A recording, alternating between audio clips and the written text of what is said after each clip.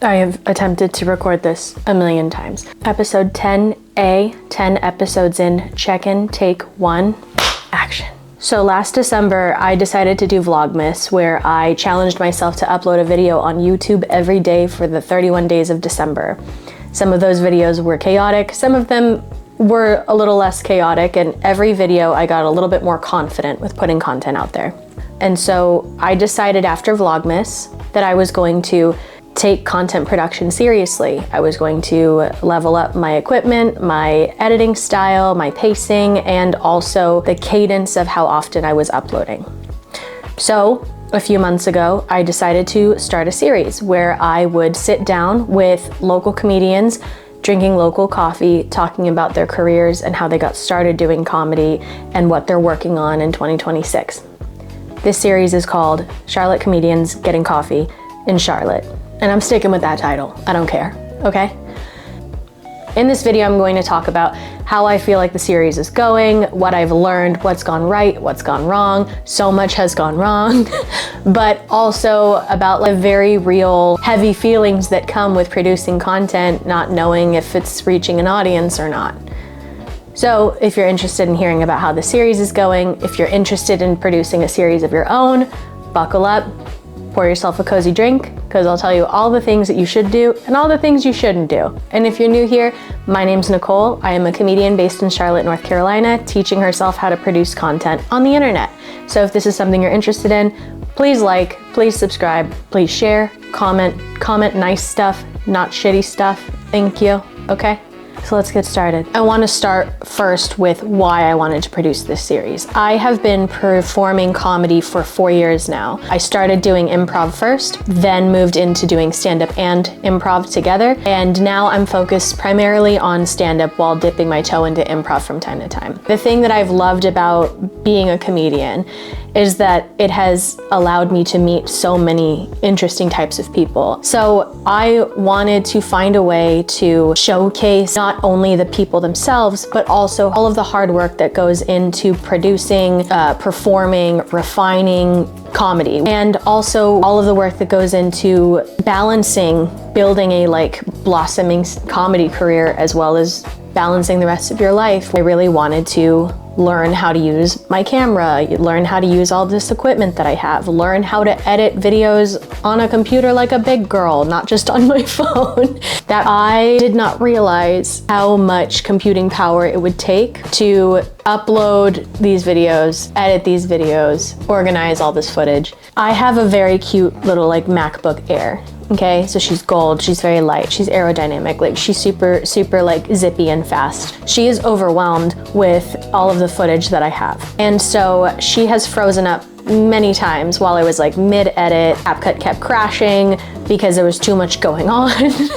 My solution has been to take over my husband's gaming computer when he's not around. So now we kind of take turns with his desktop computer that he's built because it's like got the computing power of like a spaceship or whatever. It's got a bajillion screens. It's got the most like loud clacky keyboard. It's amazing. It does feel a little bit like we have a family computer that we're sharing, like we're kids in the 90s. It's fine. It works out though because, you know, we communicate with each other really well. So as soon as I get home from work, if I've got like a bunch of stuff I want to work on, he's like, hey, all right, I'm gonna go game on like the PlayStation, computer's all yours. It's actually been not as much of an issue as I worried it would be. There are a couple things that like have gone wrong with every single video, but the thing is every video has had a uniquely different issue that I had to uniquely solve. So I kind of want to go over those really quickly. With Sharla's video, my first video, my mistake was asking her to meet me at a coffee shop at like 10 a.m. on a Saturday when everyone is at a coffee shop. Solution was, we're just gonna go film outside. Obviously, like sound-wise, that was something I didn't take into consideration either. I don't think the sound is terrible for a first video, it's fine, but definitely something to consider. So Gayle's video, I chose to ask Gayle to meet me on a Sunday at like 10 a.m. Again, when everybody's at a coffee shop. And I also then asked her to sit in this area that more or less was like in the center of the room. And it felt like a clown car of children just like got unloaded into the coffee shop right when I hit record. So like it got really stressful because I suddenly was like, oh shit, like I have to figure out a way to like, blur every kid's face as they walk by. This is exhausting. So what I ended up doing instead was like just blurring the background as much as I could behind Gayle, which is fine, I guess, except it looks like she's getting interviewed in a goddamn bubble. Then with Joy's video, what I'm bringing with me to a coffee shop is like a tripod that can like, that goes like from floor to, you know, standing. A smaller tripod that is like usually for like a tabletop, and then these little microphones, and then my Sony, and then my phone. My Sony and my phony. Joy, when I interviewed her, I decided to use my Sony to do the wide shot of me and Joy. And something I noticed was happening while editing was that my camera was basically going like wall-eyed, trying to figure out which person to focus on.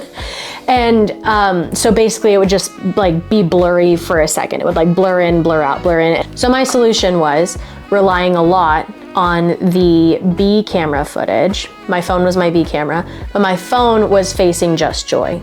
So in that one, you'll see there's a lot more like just Joy, which is fine because it's about her. But going forward, I decided like, okay, well, if the Sony can only focus on like a person, then like I'm gonna have that one facing just the subject, and I'm gonna have my phone feature me and the subject. Loïc's video, actually, I didn't have any issues. Now, Kayla's video, the issue I ran into was I had lost like most of her interview, like the Sony camera footage, which is absolutely devastating and frustrating because again, it was like facing like just her, just over my shoulder. She looked great. And so fortunately, I did have my phone set up like on a couple tables away from us, facing the two of us. However, I didn't check my phone's like composition to see like if the two of us were in frame. So with Kayla's video, most of it, like good chunk of my head is like missing. But she's in frame and you can see her, and so like that's fine. Another issue I had with Kayla's video was these little Rode mics were connected to my camera. And so since I lost that footage, I lost this audio too. And so going forward, I was like, okay, so need to make sure that I have the B camera, like my phone, filming everything in case my camera fucks up, but also I need to have these microphones connected to my phone in case something happens with this video. With Craig's video, I had made sure to plug this in to my phone, not the camera. And that one was interesting because most of the videos so far, I had been able to have like my Sony camera facing like the subject, my phone showing both of us at the same time next to each other. But the table that was available when I was filming with Craig was only, it was like a two-seater like bistro table. And so to not cause a scene, I basically had like my Sony camera like over my shoulder facing Craig, and then I had my phone like next to Craig facing me. So that way whenever I was editing, it would be like me going like, hey Craig, what do you think about blah, blah, blah? And him being like, oh, I think about blah, blah, blah. And it was like, great. However, again, I lost most of Craig's interview, the footage of it. I had the audio though. I just didn't have like him talking.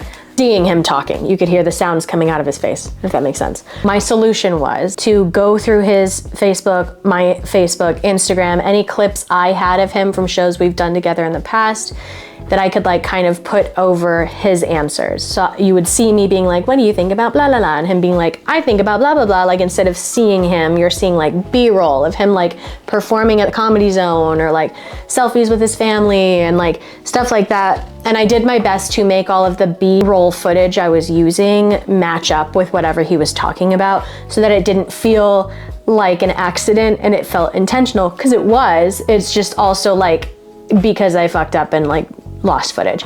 I also had to hit up our friend Adam Canavo because he is he's a photographer and videographer in Charlotte, and he goes to a lot of our shows. So I knew he had some footage of Craig doing stuff. And so like reached out to him and was like, if you've got anything, I just need like a minute or two, that'd be perfect. And so like fortunately he came through and gave me some. Made sure to credit him in the video. I don't know if you're hearing like a trend here or a pattern, but like my phone has kind of saved my ass most of the time.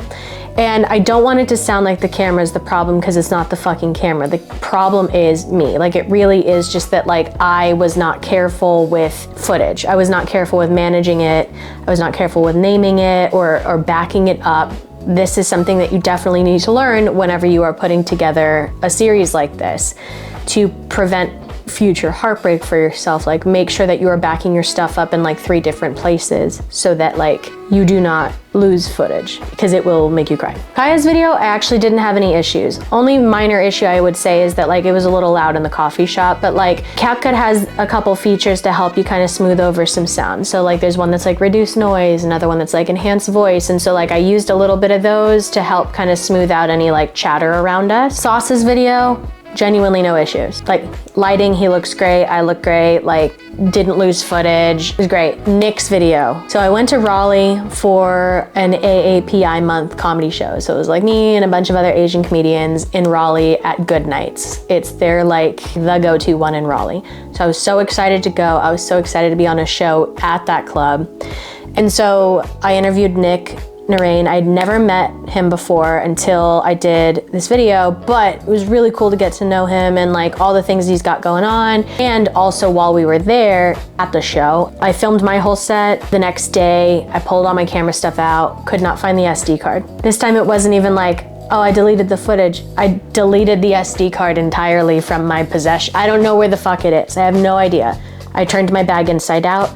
I turned my pockets inside out. I dumped out my purse. I combed through our car. But again, solution was I had my phone film a wide shot of the 2 of us. So I was able to bounce between me talking, Nik talking. So my phone, again, saved my ass. Sean's video, nothing went wrong. Also a perfect video. So I would say that like 3 of the 10 having no issues, that's pretty cool. I have learned so much. And I'm one of those people that is gonna learn by trial and error. I will skip a tutorial in a video game every day. Like, I will just figure it out as I go. But all things considered, I don't think that it's gone terrible. I've gone from 40 subscribers to 75, which feels really good. The Charlotte comedy community as a whole has been extremely like receptive and positive and supportive of the series. I've gotten so many of them sending me DMs or coming up to me directly at shows and at open mics telling me that they think the series is really awesome. And I've had so many also reach out to say like, hey, if you ever want to like interview me, like I'd love to be on, which is so flattering. Like, it feels so good to know that me going up to them to ask is like not a burden. Also, if you've asked me and I haven't said anything, like, I'm so sorry. I'm drowning in a backlog of edits right now. I do think I'm building a system that is starting to make sense,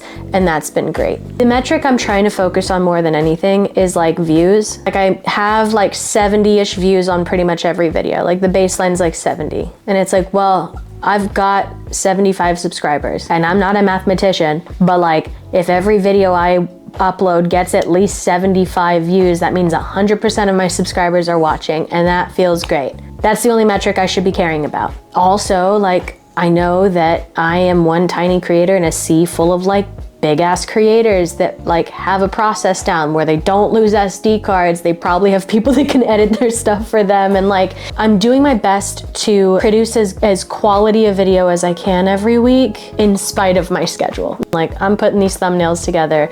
I'm editing these shorts.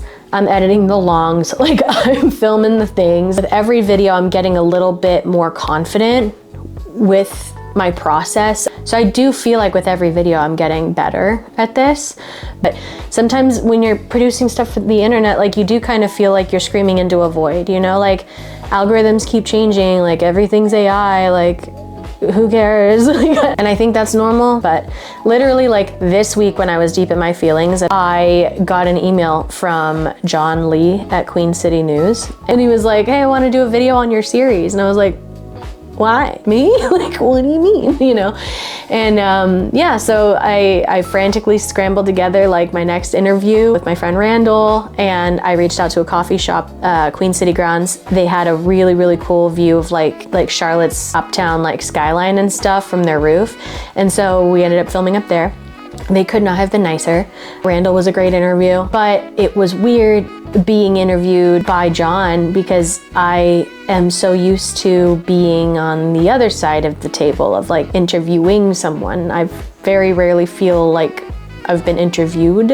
I also wanted to ask him too. I was like, how did you find me? And he was like, oh yeah, my camera guy, Corey, he actually came across your series and he told me to check it out. And I was like, oh my God. I didn't get asked to do this interview because I know a guy who knows a guy who knows a guy, or like my dad is king of the news. I got asked to do this because like somebody found it like all by themselves. Like I almost wanted to cry because it couldn't have come at a better time. Charlotte's comedy community is a thriving thing that should be celebrated, and you should shout it from the literal rooftops. But also that whole experience too just kind of reminded me how important it is to build those relationships with our local businesses, because like I wanted to shout this coffee shop out specifically because they've been so supportive of our comedy community. Like that's one of those bits about Charlotte that I think is really cool and is really sweet, because you don't always get that kind of like symbiotic relationship, you know, within like other cities and stuff. Oh, and also that consistency is key. Like one of these guests might have a Netflix special someday, and you can say that you saw them on YouTube one time. So if you just tuned in because you saw that news story, welcome. I'm so glad you're here. Please stay tuned. There will be new episodes every week. If you're in the Charlotte area, check out some of these local comedy shows. Please follow these comedians. Every follower can help put them on bigger stages. Please take a moment to like and follow these local coffee shops. Pick up a cup of coffee or a gift card on your way home from work. You know, these small businesses go out of their way to support local art on a regular basis, so they deserve everybody's support. And also, while you're here, if you haven't already, please like and subscribe to this channel, because again, the more subscribers that I have, the louder I can shout from the rooftops how wonderful these people are. So again, thank you so much for being here. That's gonna be it from me. I will see you on the next one. Okay, bye.